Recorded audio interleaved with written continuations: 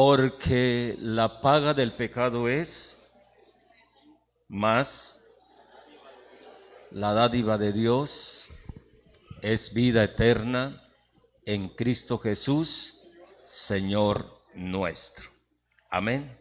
Tenga la amabilidad, mis hermanos.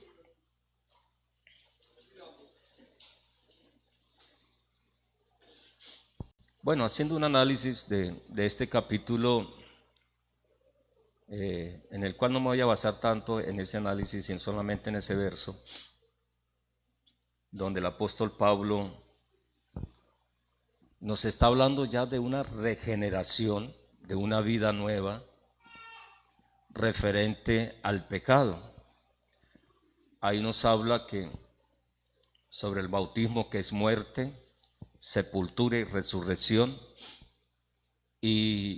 y habernos sido bautizados y invocado el nombre de Jesús, pues dice que no vamos a pecar nuevamente para que la gracia reine, sino como ya estamos libres y somos libres, ya fuimos libres de esa esclavitud del pecado, ahora tenemos toda la libertad de estarnos en Dios y meternos en Dios.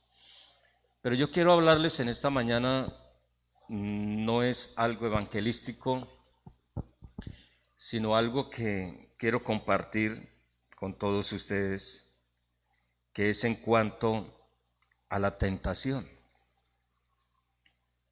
¿Y qué produce después las tentaciones? ¿Quién la produce? ¿Quién la practica? ¿Y por qué no debemos de practicarla? Porque tiene consecuencias. Pablo, ya resumiendo ese capítulo, dice, porque la paga del pecado es la muerte. Si vamos a seguir viviendo en el pecado, pues vamos a morir tanto espiritualmente y también físicamente. Y si el Señor nos ha dado ese regalo que es la dádiva, que es la vida eterna, ¿para qué pecar, verdad? Y además Juan dice que el que peca, los que pecan son los hijos del diablo.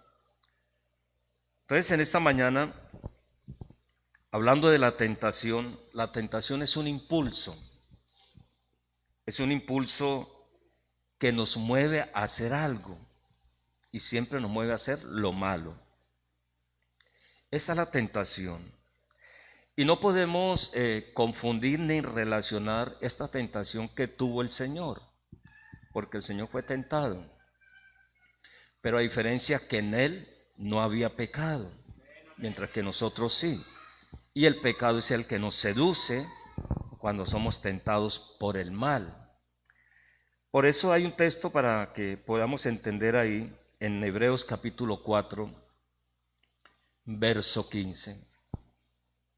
Hablando de la tentación que tuvo Jesús, Hebreos 4, verso 15, dice, porque no tenemos un sumo sacerdote que no pueda compadecerse de nuestras debilidades, sino uno que fue tentado en todo según nuestra semejanza, pero dice, pero sin pecado. Entonces nos da a entender que la tentación, si nos dejamos llevar es pecado, pero la tentación como que no es pecado, mientras que nos mantengamos en línea, mientras mantengamos para que eso no nos seduzca a volver a caer en el mal. Alguien que bautizamos y después del bautismo duró un tiempo y volvió a pecar y pastor, vuélveme a bautizar porque volví a pecar. No. Para eso hay un texto donde dice, si hemos pecado, abogados tenemos. Y la sangre de su Hijo Jesucristo nos limpia de todo pecado. Entonces no bastaría aquí todos los días bautizando gente y gente porque pecó ayer y porque pecó hoy. No, entonces uno se abstiene en esa tentación para no pecar. Entonces la tentación tiene un origen. Y ese origen tiene un nombre que es Satanás. Él es el que tienta.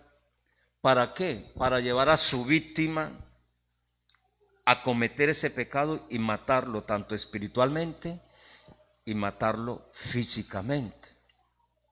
Entonces viene un origen. Dios no tienta a nadie. El que tienta es Satanás. Es el que pone todas esas cosas. Por eso vea, léase Santiago capítulo 1, verso 13 hasta el 15. Estén a la expectativa porque voy a predicar despacio para no fatigarme acá. Porque cuando uno predica despacio ustedes se me duermen. Entonces uno tiene que predicar a grito entero para que no se duerman. Pero ¿puede decir alguien gloria a Dios en esta mañana? Bueno, vea lo que dice el verso 13. Cuando alguno es tentado, nos está hablando a nosotros, no diga que es tentado de parte de Dios, porque Dios no puede ser tentado por el mal, ni Él tienta a nadie. No se me duerma nada eso.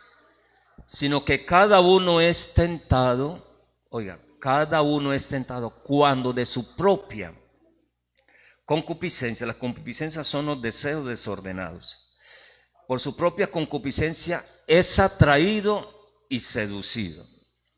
Entonces, las concupiscencias, los malos deseos, después que ha concebido, da a luz al pecado.